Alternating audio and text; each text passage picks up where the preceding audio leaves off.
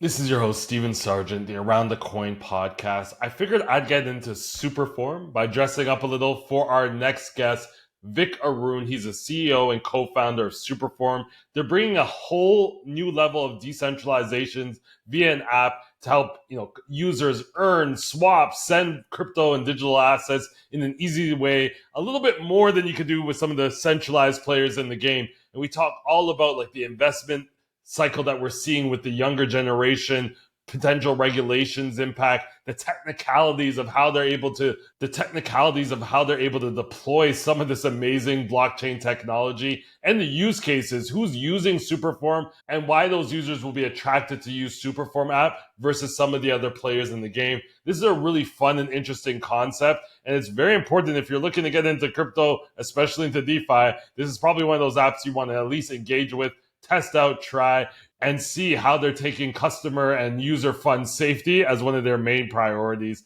Check the Vic out. He's an amazing speaker, and this was a really fun conversation. Talk to you soon. This is your host, Stephen Sargeant, another episode of Around the Coin. And this one I got extremely excited about doing the research. We have Vik Arun, the CEO and co-founder of Superform.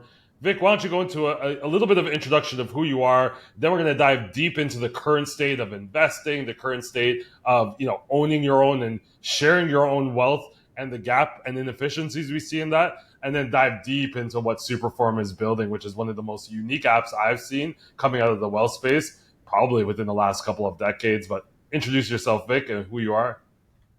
Awesome. Yeah, for sure. Thanks for having me, Stephen. Excited for this as well. So yeah, I've been building in crypto since 2017. Been through a couple cycles like yourself. Back before Superform was running a DeFi strategy back in 2020, right after DeFi summer. Was trading on all these AMMs, creating a bunch of strategies for it to be easier for retail users who are investing in the fund to be able to make more money on chain, and eventually wanted to turn that into a whole product for people to generally discover and execute and just find stuff to do in crypto. But yeah, have a pretty long background through, started from engineering and then worked in finance for a bit, worked on Wall Street, and then eventually came back into crypto in 2020 to start all this stuff in DeFi. It's funny. I think it was your Medium bio that said like engineer turn finance turn crypto. And anyone reading that is like the perfect recipe for a founder in 2025, right? You have the engineering chops, you understand finance and essentially investing in economics, and now you're getting into digital assets. What was going to be your early career? Like when you were in as an engineer, was there certain aspirations, like was working at Facebook or one of the FANG companies? Like tell me about your early aspirations before you were introduced to crypto. Yeah, I really wanted to be a trader. And well, in the very early days, I just was really fascinated by math, and I thought that I was going to use that in some academic profession somewhere. And then I realized that there's a lot more fun ways you can actually apply this stuff, and trading kind of caught my attention through college. And that's first bought ETH back in 2016, and trading crypto was an entirely different kind of game to anything else I traded before. And yeah, coming out of that, realized that a lot of how we're thinking and constructing crypto markets could be done in a much more systematic fashion. And that's kind of in 2017 what I worked on at first was a bunch of like patterns and behavioral stuff, just mostly like actually psychology, which is fascinating too, and like quantifying that. But crypto markets have always been very irrational, but irrational in the same rational ways, if that makes sense. So, but this is not your first venture. I looked into it. Dr. On, you were working on that for almost 7 years, and it seemed to like almost retrofit smartphones into like medical diagnostic tools. Can you talk about that first venture? Maybe any lessons, learnings, or challenges you're able to pull forward into your current career? Yeah. New technology is always something that's hard for people to wrap their heads around. I think if there's one thing that I picked up from that's pretty much what we did. We created smartphone attachments to actually diagnose, more complicated diseases that were, being at that time being done by $10,000 equipment, and but the issue was that most people were so used to actually using that old stuff, that it felt weird to them to just have this like plastic device that had a couple of chips in it that they would just put in their phone, and then it did the same job, and someone else could do it. It wasn't even a doctor. Someone could just come out in a van and do it for you. So I guess realized that what was even more important than technology was actually just education. And for someone to trust something, it's just it's a long game. And I feel like we're in the same situation right now for crypto. Is like we have all the tech there, but now it's about creating that level of trust, so that people can actually finally see the benefits. I think that's a great comparison. I think if you could have lasted throughout COVID, you'd have been okay, right? People were testing everything using thermometers. If there was that phone attachment, then I think it is a little bit easier for people to find uncommon ways to do medical diagnoses that we experienced during the pandemic. But you talked about your earlier investment days, especially around crypto. One of your past articles mentioned NVT. So I would love for you. That's not a common term, maybe with traders, but it also has some like real world applications, especially, in this vastly more decentralized world of DeFi and investing in crypto. I'm curious if you can explain what NVT is, and is it still used today? Are these still some ratios that you think about today? Yeah. It's a throwback. If I can remember, it stands for network value per transactions.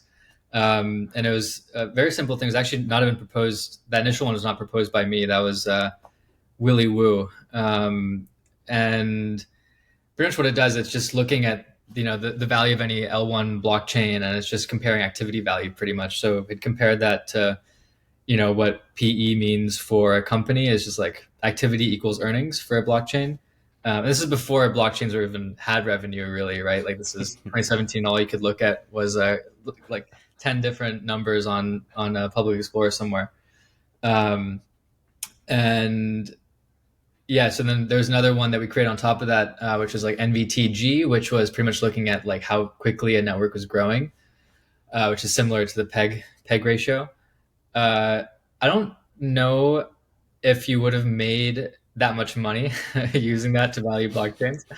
I think it definitely would tell you that a blockchain does not have activity going on it, but crypto at that time in 2017 was not valuing blockchains based on if they're actually being used or not, right? But I think it was an interesting experiment, and certainly some other things that came up from that research on fundamentally valuing crypto that I think are still used today, and people still do use that. Like it's in I think the Glassnode's dashboards and everything. It's cool.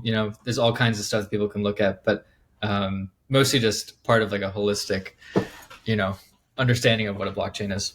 That's super interesting. I'm curious, like when you talk about ratios, one ratio that I hear a lot on business podcasts is this like revenue per employee. Are these, with your math background and love for math anyway, is this something that you think about now, especially with automation and AI as you're building out your team at Superform? Or do you tend not to go, stay away from maybe some of these ratios? Because to your point, they can be utilized in so many different ways. It may not be the best predictor of, revenue or business, or maybe you think it is.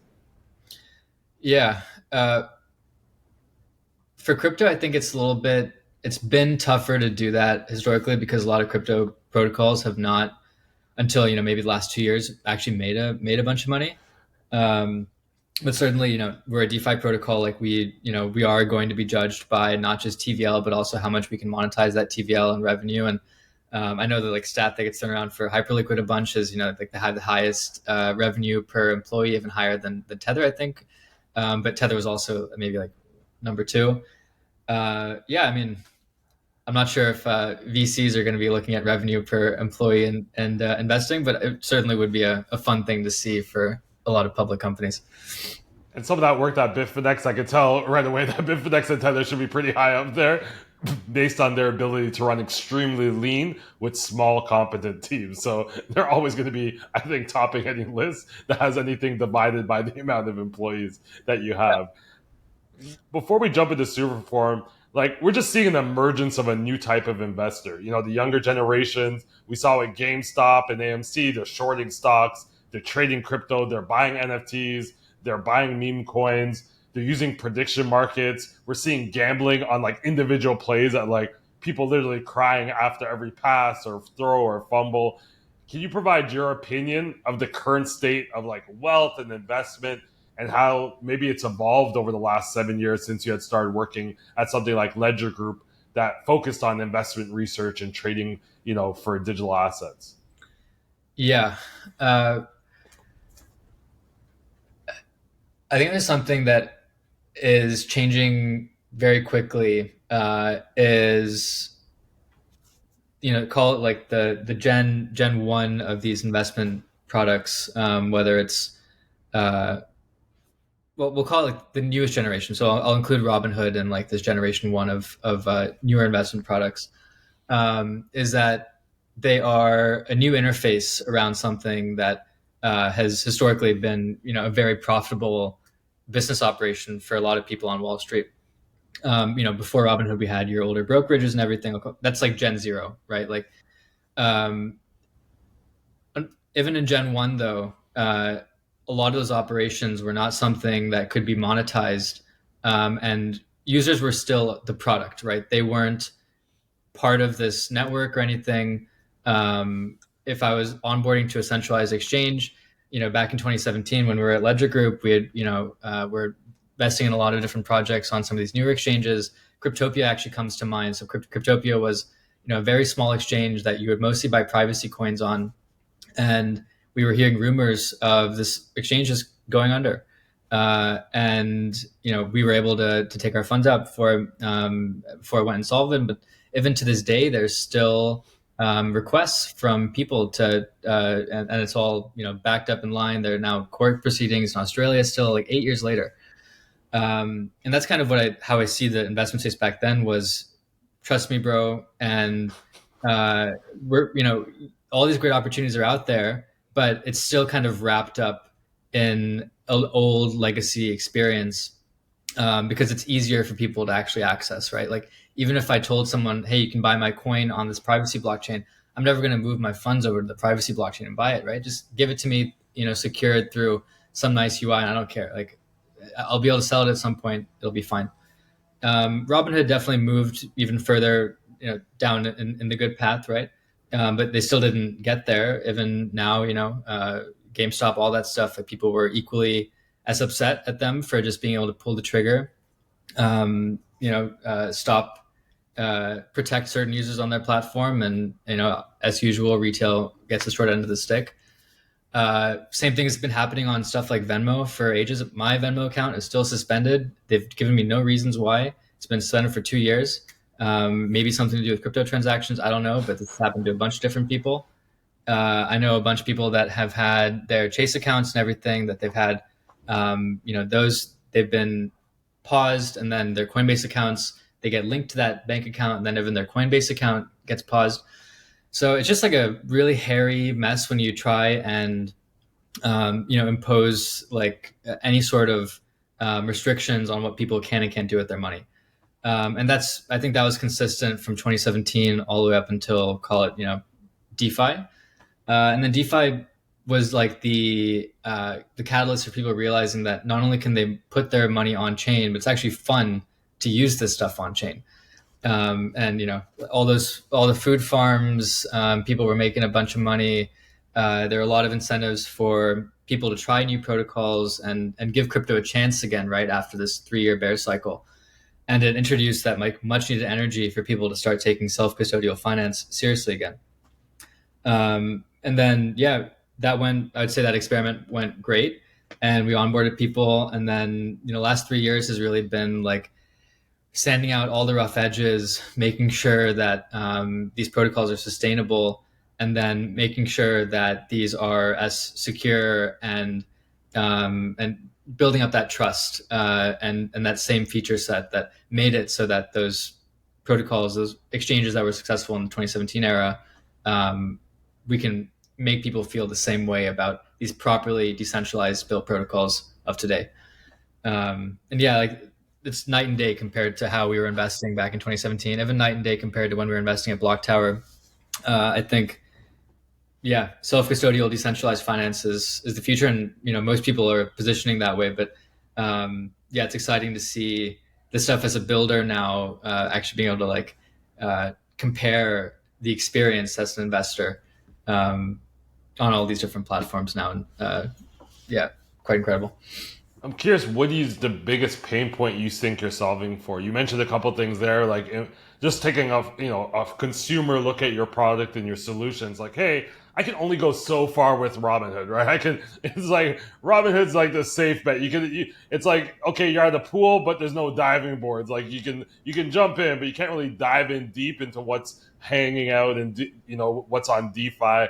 But there's also the issue of like, hey, I want to own my own stuff. I don't want to be trading, maximizing, and then all of a sudden, a company says, oh yeah, by the way, to your point, your account's suspended. Where do you think, or is it a combination of all of these problems? Like there's no place that you can go. You can do the decentralized stuff that you need to do. There's no central intermediary, but you can still get access to safe investments where the risk is not going to be exponential like some of the leverage products that we've seen in crypto over the last 5 years. Yeah. There's going to be undeniable limitations of, what is currently a centralized platform coming in and trying to become decentralized. It's very hard to go that way, but you can go on top of a decentralized protocol. You can build something centralized. And that's what we've done, right? Is like Superform protocol is entirely decentralized protocol. You could build a Robinhood on top of the Superform protocol if you wanted to. Obviously, like our front end and mobile app and everything are appropriately, decentralized, but it's possible to build like any sort of experience you want to on top of a protocol. But I'm concerned that a lot of you mentioned Robinhood users coming in and doing something that is conventionally DeFi. It would actually be very difficult for them to participate in a Uniswap pool, for example, because they'd have to like KYC all the people that are providing LP into that Uniswap pool for sanctions and all kinds of other regulatory reasons. But if you had a non-custodial wallet and there was it was just up to me to do that, and Robinhood was not playing any part in facilitating those transactions, then yeah, I could provide LP to this Uniswap pool and make 20-30% on this. I could market make. I could do a lot of things that I can't do in the Robinhood app. So yeah. What I saw on your website is like you have the ability to create a virtual bank account that's powered by Stripe and Bridge. Do you believe this is the way the world is going? We're all going to have like these digital wallets and everything's going to be in there from a combination of digital assets, crypto, tokenized investment products. And people are going to be able to see certain things and not see certain things that are in your wallet. It may not be as transparent as a Bitcoin wallet, but it's going to house a lot of your digital asset experiences all with one wallet, like what you guys are providing in your virtual bank account. Yeah, absolutely. I guess there's two paths, right? Decentralized protocols can integrate entirely centralized products that are representations of the real asset, or there could be protocols, and they're working on it right now, that are just entirely tokenizing those assets and putting them on chain. And some of them are regulated, some of them are semi-regulated, some of them, depending on the nature of how synthetic the asset is, there might be different abilities for them to do that without KYC. But eventually, we do have we already have stocks on chain. We'll be able to have options protocols built on top of them that can recreate the entire, daisy chain experience that people currently have on Robinhood. We have ETFs, index funds. Recently, like S&P was just tokenized by another partner protocol of ours, Centrifuge, and there's all kinds of like really cool stuff that the experience on chain is going to be able to provide that you'd be able to access right now in your brokerage. It's not going to feel any different outside of you getting it 24/7 and being able to access it with little to no cost. You know what's interesting? We've been doing this podcast for like over a decade. I'm just recently the host and operator of it, but we've hosted hundreds of fintech guests and companies from anywhere from the crypto payment sector to automated workflows. We've covered every aspect of finance, I believe. Why have we still failed, it seems, to close that wealth gap that maybe Superform is helping? Like, why is there still this gap with so many fintechs operating at every niche of the space? Yeah. I think it's because most of the fintechs, Web 2 solutions to this, they're still treating users as products, right? I view users onboarding to my app as customer acquisition cost. I'm giving them giveaways and stuff, and they're expensive. Most of these credit cards, right? They're loss leaders on most of the apps. Uh, Users should feel like they are a part of the network. They need ownership in what's being created. And I think that whenever you give those users ownership, uh, and crypto allows people to use that ownership not just to vote, but they can use those things to compound their ownership in something. They can make important decisions on the future and how those products operate in the app. And yet, most of those fintechs, they're just creating a very nice product for people to use, but the user at the end of the day is also the product. I think crypto has the ability to flip that and make it so that users are both the product and the network, and be able to use that to create a much fairer financial system. Um, and I would say like fintechs have done a great job of closing the gap in terms of like a product experience, right? But still, the reasons why people are upset at them is because they feel like they're not actually being taken care of, because again, it's still centralized. There's someone else that is benefiting from everything that I'm providing to this app, and I don't think it should be that way. Which is kind of funny, which is the experience that we try to get away from, not feeling taken care of by the banks. And now, to your point, we've gotten like, we just feel like another number with these fintechs as well. Like early on, it felt like, oh, we're getting the care and diligence. And there are like certain applications. I think Ramp is one that comes out of mind. It seems like it takes care of their customers very well based on the experience and knowledge I have from third parties. But saving and investing for everyday users seems like a pretty easy problem to solve. I'm assuming Superform has to reimagine though the way they're approaching it. Can you talk to me about like, do you have to kind of revolutionize the way people are saving and investing, not only to take care of them as a customer, as you just said, but to get them excited to be using your application versus like being kind of like stuck in the pain of using some of the other fintechs and traditional institutions out there? Yeah, the experience of using Superform is the exact same, if not easier to use than something like Robinhood would be, just because we don't have to wait for settlement times. There's always a very liquid market for everything that you're accessing. It's 24/7, redemptions, right? Markets always open. The thing that we have to close is uh, for people that see these kinds of opportunities available to them, it sometimes feels a little bit too good to be true. And we've done some product research on some of the opportunities that we have in the app, and we'll say, hey, this is like a 18% on your cash right now. And then we've also run experiments where we say, hey, this is actually like 10%, and there's like downside protection and some other things, and we get 4 or 5 times as many click-throughs on the lower return profile with some protection.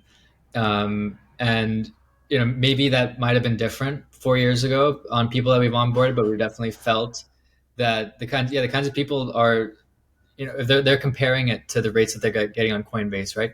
Coinbase says that you can get 4% by default. Recently, they have some integrations that let you get up to 10%, which is awesome in DeFi. But again, that's still like deposit to Coinbase. It's a centralized wrapper over the decentralized service. So yeah, there's in all of those opportunities, we need to show people what this stuff means. And I've talked about institutionalization of the space, right? I trust my stocks that I'm buying on Robinhood because I can view like the equity research reports for it, right? And like I see that there are these 10 analysts on the street who every quarter are like releasing these reports and they're rating these things. That doesn't exist right now for DeFi, right? The best we can get is an A, B, or C from one institution, who definitely like they know what's going on, but still one person who's tasked with doing this across there are like 2,000 opportunities right now on Superform, right? So our mobile experience looks a lot different from the desktop one. Mobile is far more curated, but I think that's the struggle, is that all the things that makes crypto and on-chain great, like these decentralized, permissionless, anyone can create something, actually makes it very hard for your average user to feel as comfortable onboarding to it. So What's your most common use cases? If you had to like bucket the top three people reasons why people are on Superform, can you categorize that? Like, who are they? Like, what are they doing, and why are they benefiting from it so much that they stay on the platform and continually to be engaged? yeah, most common use case right now is farming, earning yield on top of stablecoins.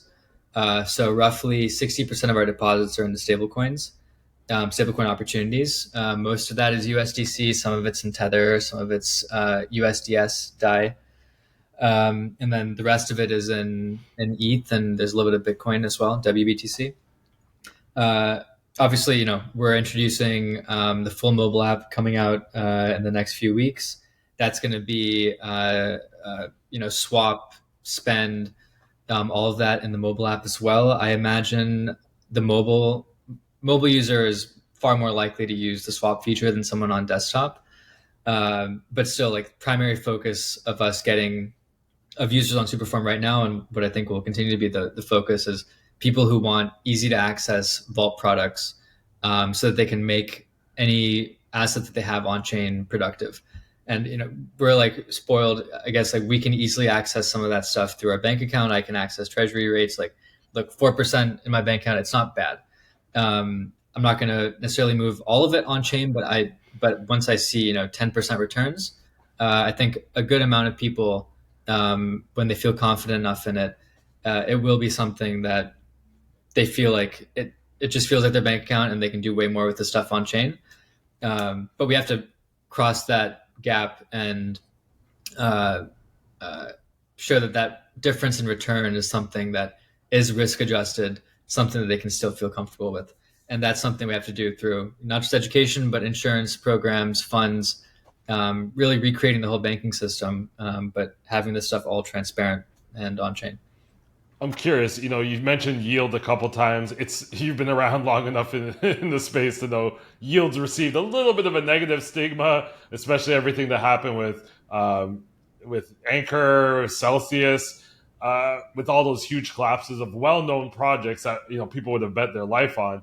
But I think many regulators and users probably don't understand the difference between like a loan product that produces yield and like protocol activity that comes from like staking, which powers a lot of the blockchains that you guys support, including Ethereum and I think even Solana. Can you break down yield for us and how you approach balancing out that risk? And I think you said you have even, some downside risk aggregators that can at least keep it that risk to a certain level. Yeah. So yield comes from a demand for crypto assets, right? Demand for crypto assets so far has mostly been demand for leverage, synonymous with demand for leverage. And it's people on lending protocols where I lend, I borrow at 90% LTV, and then I'm just swapping that, and then I'm depositing again, and then it's been mostly rather endogenous. Obviously, that changes when there's more ways for me to attest to my on-chain balance, and I can actually use that loaned amount and use collateral elsewhere that's not necessarily on-chain. And all of a sudden now we have stuff that can be potentially under collateralized lending. But that's where yield's coming from right now, is just the demand for those assets. I think when you're looking forward to how we can make this more understandable to people, it's just simply like your bank is just charging a spread on everybody, and the difference is that the bank, because the user is the product, the bank's just going to keep that money and they're going to make their executives rich.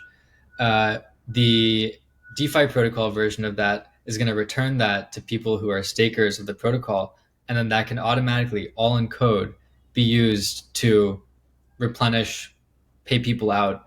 And there's no like human intervention in this. in a bank run scenario that could even stop that. And I think the issue, you brought up Terra and Celsius, BlockFi, like the list goes on, but the list of those people were all selling this vision of proper like on-chain finance when there were actually still decentralized products that were taking advantage of stuff that was on-chain. They were Right. never on-chain protocols. That's So interesting that you say that. They made you feel like you're dabbling in DeFi, but really they were just giving you access to DeFi and taking the VIG in a centralized manner. Is that what exactly, you're? Yeah. yeah, as lipstick on a pig. Right? So yeah, and now we actually have the chance to do this right. And the reason why it's different is because there's infrastructure now, like smart account infrastructure. The biggest development on Ethereum, I think, over the last year has been ERC 4337, 7579. These are both massive like account abstraction standards. Also chain abstraction. That I could list out a couple more numbers, but all this stuff allows people with just like social logins, No worries. with social logins, passkeys, whatever, to be able to access this stuff on chain in the exact same way, and they can back it up to iCloud. So yeah, these decentralized protocols are finally able to fulfill promises that users haven't been able to. That being said, you mentioned some of the stuff on stablecoins before too, and I think it is a very important distinction heading into what I think is like golden era for these stablecoins, is that we have to differentiate between like actual stablecoins, which are backed by whether it's collateral in a bank account or other collateral on chain, and stuff that's yield bearing that is taking on that is not necessarily backed at all times by fiat.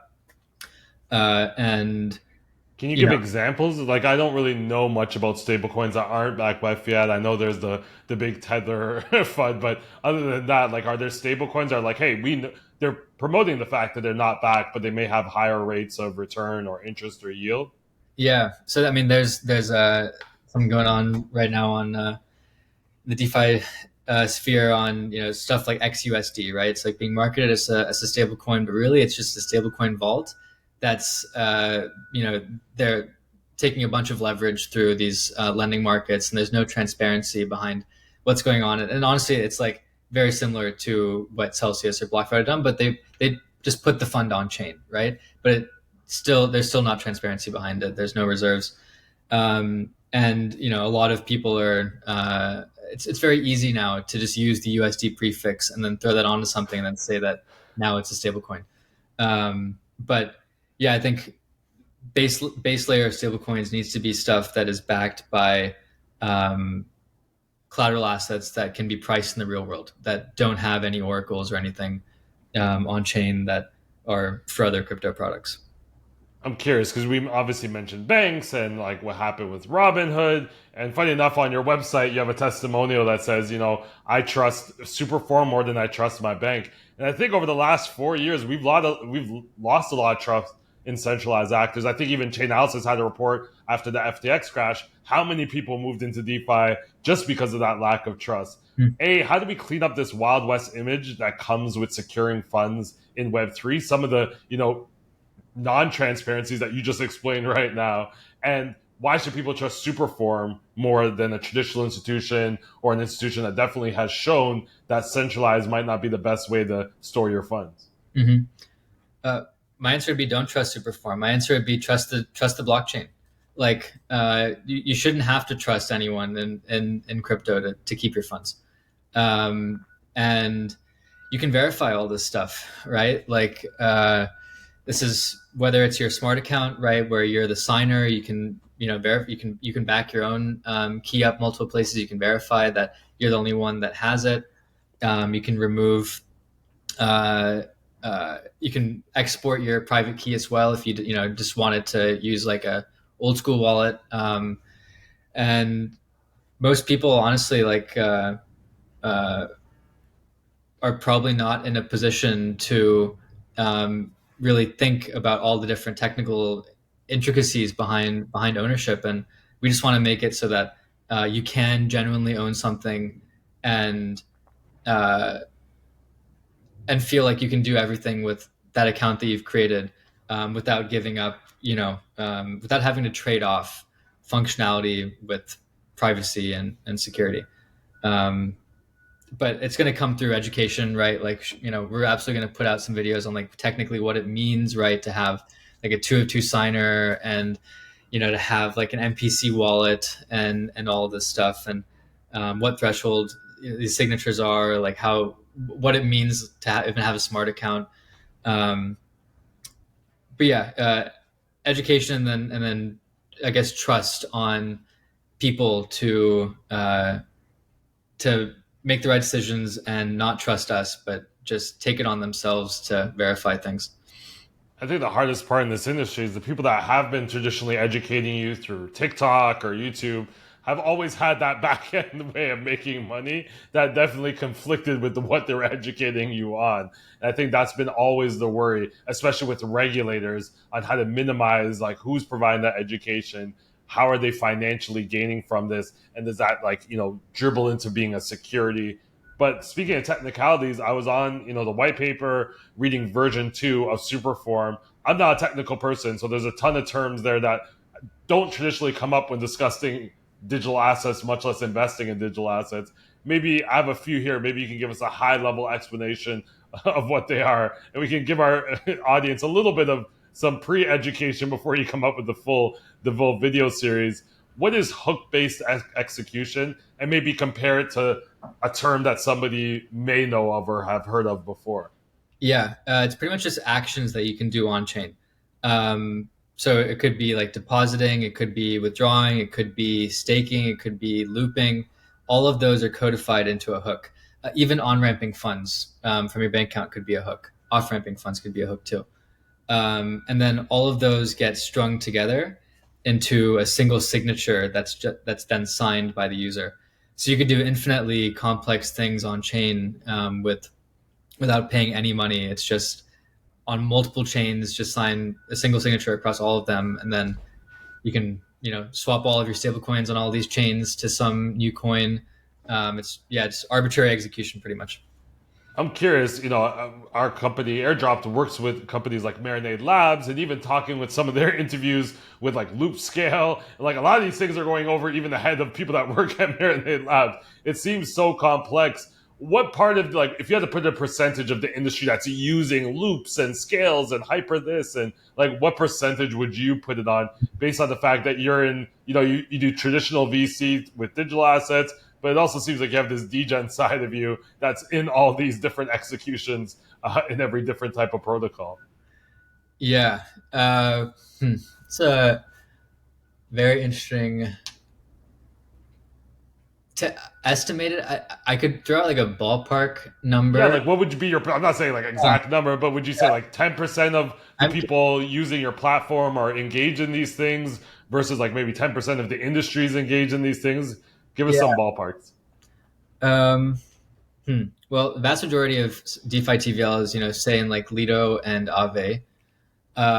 Most of those positions, I would say a good amount of those positions are actually unlevered, no loops. But then most of the newer protocols like Morpho and Euler, for sure, I would say like 80% of that TVL could be looped in some way. That's super But, interesting. but but that's like for the older ones, I would say like probably like 10-20%. So like blended maybe like 20% of TVL. It's like that. I don't know. Maybe I'd have to like talk about this with other people in DeFi. This would be a very interesting topic. Yeah, I think I'd love to know. Like, show some graphs, show some pie charts, Yeah. and then like for everyone that like bought an NFT, put this in a different category if that's the extent of our crypto investment. Explain Super USDC because you just made a joke about like people just adding letters in front of USD, and now you have Super USDC. What is that, and how do people utilize that on your platform today? Yeah. So to be very clear, Super USDC is not a stablecoin, right? So Super USDC is a vault product that makes USDC yield bearing. And what it is effectively an optimizer between lending protocols. And it can do all of those things. It can deposit into lending protocols. It can do stuff like looping. It can lend out to even an RWA protocol, and then that they could use that for funding some private credit, whatever it is. They're infinitely composable strategies. So our V1 version of that's been live for almost a year now. Range anywhere between 8 to 20% APY over the year. It's variable rates. We'll have a new version of that launching in a month. That'll be natively cross chain, can access more of those opportunities. But again, it's just a managed product that showcases the strategist's opinion on the market, and so these are transparent and verifiable vault products, but they are still centralized in the sense that there is a manager that is moving funds, but you can see everything they're doing, and that's what makes it different from your BlockFi's and your Celsiuses of the past. I'm curious because of the Genius Act, and I think there are some restrictions about charging yield to customers for these stablecoin issuers. Do you think more people are going to move towards products like this that they can actually gain a yield since the stablecoin issuers can't do it directly? Like, what are your thoughts about the Genius Act and how it impacts some of your products? Exactly. That's the idea, is that issuers aren't going to be able to market. Even without the Genius Act, actually, they haven't been able to market yield on their stablecoin, right? So they're always going to have to go through some third-party protocol, third-party interface to be able to talk about all the added benefits to monetary returns on their asset. Yeah, Genius Act is great because pretty much anything below, right? I think the number is 50 billion. More or less has the green light to do a lot of to be used in more exotic strategies. Everything above that is like bank stablecoin, pretty much should only be used for payments. But that's also good for us because USDC and USDT are in that bucket. And if Circle is in a position where they can't monetize yield on their stablecoin yet, they're going to have to go through products like Super USDC.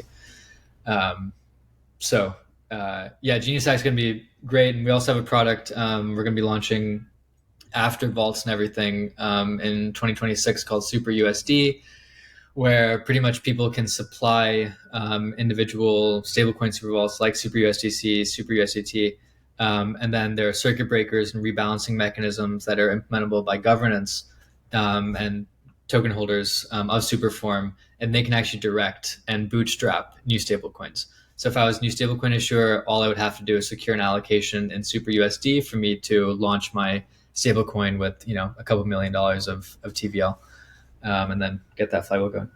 And we're seeing a lot of these like payment service providers or anyone that has a community of like 100 vendors are starting to think about their own stablecoin concepts.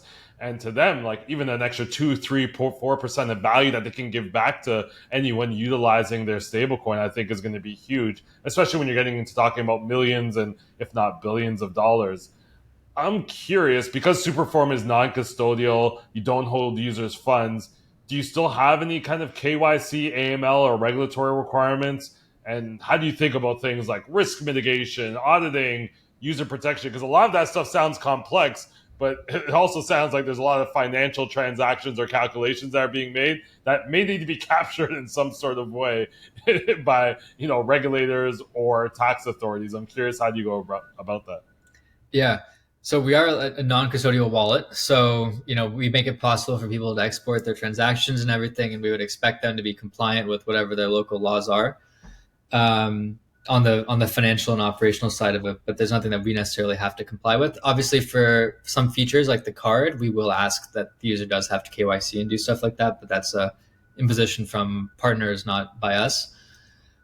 There's nothing that we collect on users whenever they sign up or have to. On a technical side, yeah, security has been what has resulted in, I think that's arguably Superform's biggest selling point is the fact that, our protocol has been around and we've gone through all kinds of different processes for the V2 we're about to ship on keeping this lightweight. Even all the stuff that I mentioned, it sounds very complicated, but the architecture is actually very simple, straightforward, and has very clear components that are plug and play. And even when people are contributing to this, it's lots of things that we have to make sure that the experience for the user still stays the same and is safe for them. So but yeah, like protocols are different. When you build on top of a protocol, it's you can't change the protocol logic after you ship it, right? Which is a good and also a scary thing. So that's why it's taken us some good time, good year and a half to go out and build our V2. But yeah, I'm curious. Like Vic, you've been in the industry long enough. You saw the collapses in DeFi summer then winter. DeFi summer seemed like it was a short, very short summer.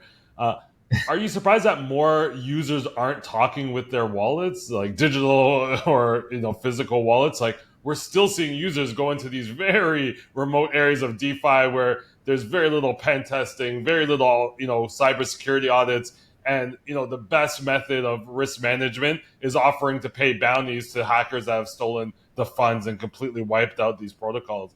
I don't think it's talked about enough because the ones that we see make the news, we see usually the protocols make the consumers whole, but there's hundreds of cases where the consumers aren't held. Are you surprised that people aren't like, hey, we are not going here unless you meet certain requirements, which is similar to what we do in the traditional like financial yeah. ecosystem space? The space is absolutely moving there. I think recently one of our partner or auditing firm, Spearbit and Cantina, they have an initiative now. They're calling it Web3 SOC.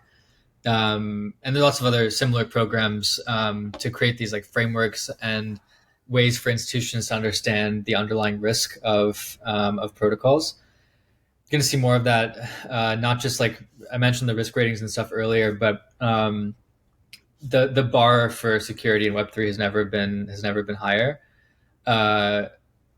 It's very funny to see, not funny, like the way that some of this stuff still happens, right? Is like hackers messaging people on Ether on Ethereum. They just like send bytes encoded data of like a message with their requests, and it's very it's blackmail, really. But a lot of that has been happening to people who, frankly, didn't take the necessary precautions before they shipped, and a lot of people have been cutting corners because let's be honest, Vic. They're cutting corners because they don't want to wait a year and a half to launch a V2, right? Like let's be fair. Call it what it is. They want the TVL. They want the users now. They don't want to take the time. Yeah, it's tough, but there are just so many different things to consider. There's like your protocol code, and then there's off-chain code. But yeah, I think we're now in an era where there's serious money on chain, and people need everything that happens from here on out is very much setting an example for all of the funds and everyone who's coming on chain. So we can't be losing BlackRock $100 million, right? That's gonna set the space back quite a bit. Not say that we can't lose retail $100 million either. We can't lose anyone money. Right. But the point is that there's a certain level of rigor that protocols are already implementing to make sure it's safer. I'm curious, how are you going to get users to leave their existing application? There's so many L1, L2s, fintechs for every, like, it's like similar. Basically, you're saying, hey, we have a new social media application we would like you to use. And we've seen that things like the Twitter files has opened up room for like Blue Sky. And there are ways or events that happen that people are like, hey, I'm done with the way this is already done. I want to go to it might not be as big, but it's a place where I feel safely communicating, or in your case, I feel safe investing, earning, sending, swapping. How do you convince, or what needs to happen for more people to come over to Superform? I think that fintechs have done a great job of positioning against banks and using that same energy to give more value back to people, right?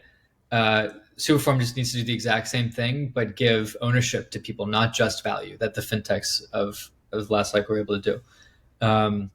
So I'm super excited to be able, like, we're gonna not just be able to run similar fintech campaigns around, fun, onboarding and giveaway stuff, but we're actually gonna be able to give out tokens, our up tokens, and people can immediately stake them. They can get revenue from all the vault products, from swap fees, from interchange fees on the card, all very much real things that where the majority of those fees are actually paid out to stakers, unlike small dividend payouts that your normal equity would give, if anything, because they're going to justify it by they need the money to grow. Um, but here it's like the protocol's there, right? What we as Superform are going to be spending money on is really just growth and marketing, and some ongoing security expenses. And that's the beauty of having like this permissionless protocol anyone can build on top of, is that uh, this could you could be a user and also be using AI to like write this new thing that you want to do on chain. Obviously, we'll have to have AI on the other side to make sure that everything that you have it audited, and before you use it, it's secure and everything. But um, yeah, there's so many possibilities for users to build stuff and participate in building stuff on top of this that make it a more fun experience to them. And we're just scratching the surface of how quickly these protocols can evolve as opposed to the old ones. I'm curious. You're not a first time founder. You've obviously worked a lot to grow Superform to what it is today. But Web3, always seems very, interest seems fleeting, right? We saw it with NFTs. The Web3 community seems to jump from one platform, especially when it comes to like L2 protocols. They collect as many tokens or grants as they can, then they jump to the next one. It seems like, what are your thoughts? Do I have it completely mistaken? And then what do you do to be more sticky as a solution to the industry? No, it's tough. I think crypto's just been, ever since 2017. I mean, very beginning, honestly, is Bitcoin started off as money. Um, but even then, back then, people didn't necessarily buy into it as money. They thought it was just like a way to store wealth. And then we've kind of been going through these iterations of like, what actually is crypto's product market fit, right? Um, is it just writing applications on top of Ethereum? What are those applications? Is it prediction markets? Is it DeFi? Good. I think now we have a clearer idea of what that is now than ever. But um, in the absence of there being breakout applications, I think it was very hard. Like 2021, the biggest breakout application was probably like OpenSea, right? Yeah. Um, so yeah, and now I think the breakout applications are going to be prediction markets and neobanks, right? And when people have those like product categories that they can finally see all the benefits of crypto in, I think they stay involved in those sectors, and there's a lot less movement. The NFT crowd doesn't become the AI crowd the next month, right? Now Um, they're what are they now? The digital asset treasury crowd, I think. yeah, Now they're all experts on securities. Funny yeah, enough. yeah, yeah. Can you share your thoughts on like financial inclusion? You talked a little bit about like this new paradigm that we're in. Like who's getting, especially in crypto. I remember when I started like heavy in 2016, every crypto company was gonna, solve the unbanked and underbanked problem. And that number doesn't seem to be reduced by much, right? And I know like regulations and KYC is a big part to play in that. What are your thoughts about where we are in financial inclusion? How does your neobank help, or your app support this movement to get into financial inclusion? Some of those areas where it just seems almost impossible at some points. Yeah. We definitely have a lot of potential to do that. We would love to launch at some point, and we have launches planned in South America, and we have a large community of Superform V1 is have 50,000 active users throughout the world, Southeast Asia, Brazil, the CIS region, and at some point would love to dedicate resources to specifically to growing out those operations. But honestly, a lot of other projects are doing a great job of this in a very localized sense. You have like Lemon, you have Tuyo, a lot of like Dollar App in South America. You have a couple of these crypto neobanks in Africa, and there's probably going to be a focus on just onboarding those communities first in a very like localized version of these stablecoin neobank apps first that Superform wouldn't get to first. But I think the more people that we can onboard and get onto crypto wallets, and hopefully they're smart accounts, they have the ability to expand and grow, and they're not centralized versions of the past, which none of those apps that I mentioned were, that we can eventually upgrade them to this multi-chain, complicated hooks, execution, everything that Superform has to offer. But I think a lot of people are focusing solely on that problem of onboarding the unbanked into those new stablecoin neobanks that are entirely on chain. So, can you put your investment bank on, your investor hat from like a VC standpoint? What metrics are you going by? We've talked about how many users. You said 50,000 users around the world. We've talked about, total value locked, TVA. Like, what metrics do you have to go by? Like, even like a little personally, a little selfishly, like, where do you want to see the numbers being hit by your organization, especially with the momentum that we have right now in the US over the next year? yeah, for any financial business, cash is king, and we're going to have to judge ourselves at some point by revenue. And I think most mature DeFi protocols at this point are being asked to be valued at some multiple of revenue. So just having like diversified cash streams, the same way how you'd value one of those financial services businesses. Show that there's an ability to scale into larger pre-existing markets. For us, it's like the broader consumer finance world, right? Is like, how do we crack into the like SoFi's, that kind of be able to use your on-chain wealth to secure things off-chain? How do we link the two? What sort of infrastructure do we need to enable stuff like under collateralized lending? But yeah, I'd say revenue, and obviously as a consumer play, you're looking at users and what percentage. For example, for Superform, it's like what percentage of global neobank users are actually have converted into being on Superform. First, how many are being converted on chain? Hopefully that number. How many being converted? Period. Yeah. Let's start with that, Tam. Yeah, but it's a huge market, right? But going up against companies like Coinbase and Robinhood is that the first funnel will always be mostly people finding out about them, and then what more do people want after their account gets after their trades get paused and they can't withdraw from their account? Then they're interested in something else that provides a safer feature set for them. No problem. Take your time. I'll mark it so that we clip it up. Okay. Sorry, man. I'm getting so many calls right now. Okay, we're No good. worries. I usually remind people at the front, but usually people don't even get calls. no one uses the phone anymore. Yeah. And I think you raised a good point, because as someone that, I'm in Canada, like the first time I had to buy, well, not the first time, I had to buy an NFT, and it was like coming down to that punchline, didn't have enough ether. Like, hey, let me use my credit card from the bank. Like, and then realizing the next morning when I went to go buy a coffee, like, and I called the bank, like, why is my account blocked? And they're like, you made a I'm like, oh yeah, right away. I'm like, oh yeah, crypto. You guys don't like crypto there. So Wow. now my, credit cards paused, my pre-authorized, credit card, payments to vendors are like, there's so much downstream effects that people don't realize, because it doesn't happen all the time.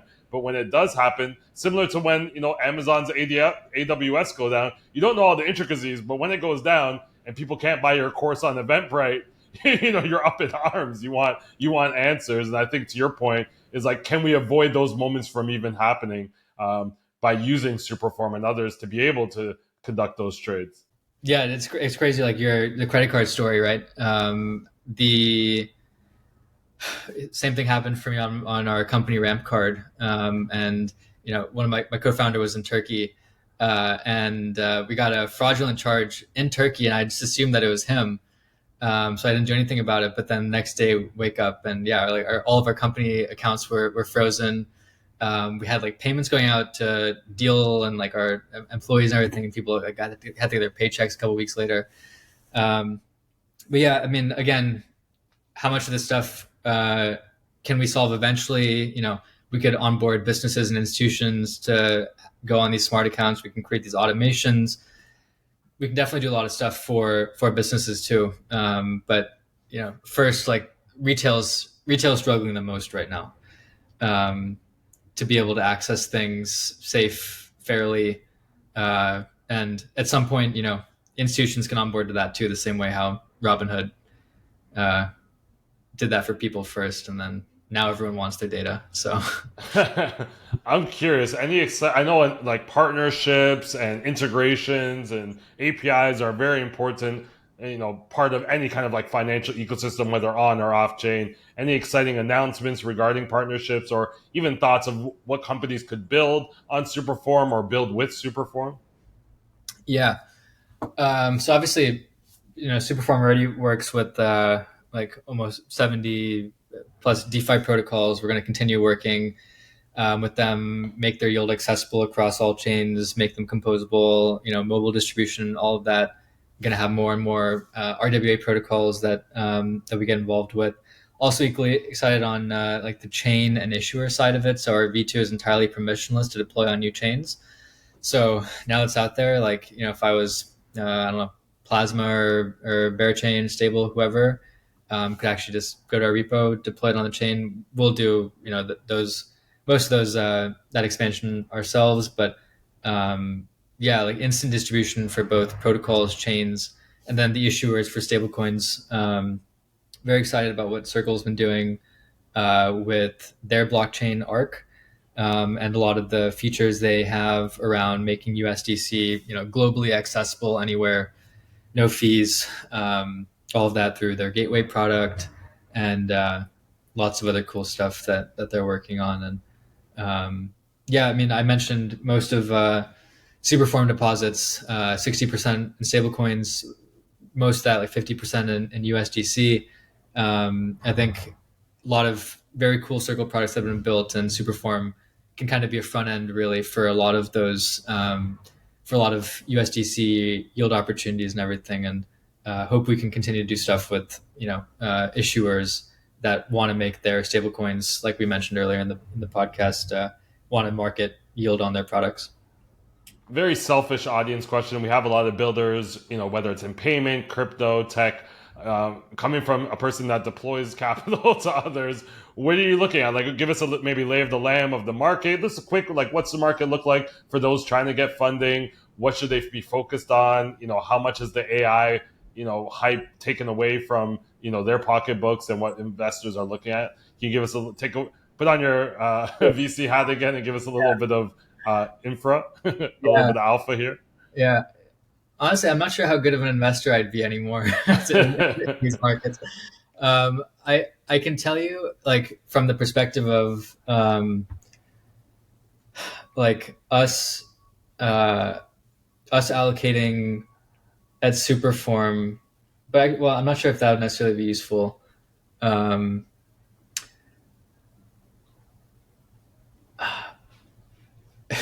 Maybe I think there's a lot of like smaller. There's a lot of businesses right now that can just make cash, and if those businesses need a little bit of startup capital, I think it's relatively simple to do that on blockchain rails. Blockchains are the best place for capital formation, right? And if if it was an AI, like an agent, some sort of plugin. My brother was showing me the other day, like a website where people are pretty much posting like ideas. There's like an idea of the day and everything for like an agent to build. And there's like bounties on it, and people are taking those. And I was like, dude, this is the coolest thing ever. He like just graduated, and this is now like what he wants to do for a job. And it's like the pace at which you can evolve on this stuff is incredible. And I think you just kind of, the tools are out there to be entirely self-sufficient and build your own company from just one person, and a windsurf or Claude or whatever. We use that stuff regularly at Superform, and we wouldn't have had the pace of development without it. And maybe just like be totally okay with shipping something small that just makes it a little bit of money, and then see where it goes, I guess. Lots of stuff in crypto that you could build, RWA products. Like, you could be a strategist, you could run your own yield strategy that's allocating to people and take a performance fee. I think like that model of yield managers, curators, is going to 10x over the next year. and That's stuff. super interesting. And to your point, the idea of from like idea to conception to like an MVP has become so tight now with the use of AI. You can put something scrappy out there, see how people interact with it, and then if needed, build bigger, faster with more capital. You've been in the game, like you can't be able to tell because you know you've been in crypto long enough that you should have like a big gray. You should look like Gandalf, like you should have just a big head of gray hair because you've been in crypto for so long. But even just being a founder for so long, what's maybe one book, a podcast, maybe even an idea or concept, or just even a conversation or you know a statement that you heard around the boardroom table that's kind of shaped your thinking going into 2026? Yeah, that's a great question. Mm, Or even one thing you wish you knew, like, hey, when we started Doctor On, like, had I had this in mind, like focusing on constraints or like how to deploy capital once we get money, like, yeah, is there anything that's like, yeah, I wish I could have gone back and used this to your point about like building quickly and just kind of putting something scrappy out I there? think I think the book that's given me the most conviction in crypto and to some degree like everything that's just being built in the space is Rise and Fall of Nations. Um, Dalio. It's like pretty much goes through over the last 400 years, quite literally rise and fall of like every currency. Right, it starts with like the franc, and then the pound, and then the dollar, and then now like the next phase is going to be replacing the dollar with stablecoins. That's really the only way for the US dollar to maintain dominance is to digitize it, and it happens like on clockwork every 100 years. And I think maybe in another 100 years, like after stablecoins permeate, then it'll finally be like genuinely crypto native value like Bitcoin or probably not even Bitcoin. Is going to be something new by then. I don't know. Um,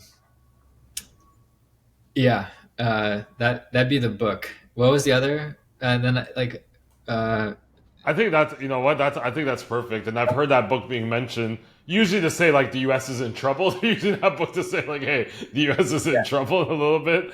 But definitely have heard that book mentioned a couple times because it's fairly recent, right? It just came out. If I yeah, it's relatively a couple years ago. yeah, Yeah, and it's like it just perfectly lays out in historical context like there's like 16 points on every cycle, and it's fascinating. History always rhymes. that's amazing. Or at least sounds the same. At least sounds the same. Has the same melody. Vic, where's the best place to people to find you? Are you more DGen Twitter? Do you like to hang out on LinkedIn? You know, give us some of that thought leadership. Where's the best place for people to find you? Yeah, Twitter is probably the best place. I'm VIK_RUNA. Recently, mostly been Superform related tweets, but once we ship, this is excited to talk about a lot more stuff. You're like, once we get our product out there, I won't Yeah, have to talk about it as much. yeah, uh, and yeah, probably best spot. And then anything Superform is Superform XYZ. Also follow us on Instagram and TikTok. We recently got that going. And yeah, also Discord is mostly where some of our like product stuff happens. But I love it. Vic, thank you so much. Really enjoyed this conversation and excited for, V2 of Superform. It's going to be exciting to see what you roll out on the mobile. thanks. Yeah, appreciate it. And yeah, thanks for having me. Great conversation. Awesome.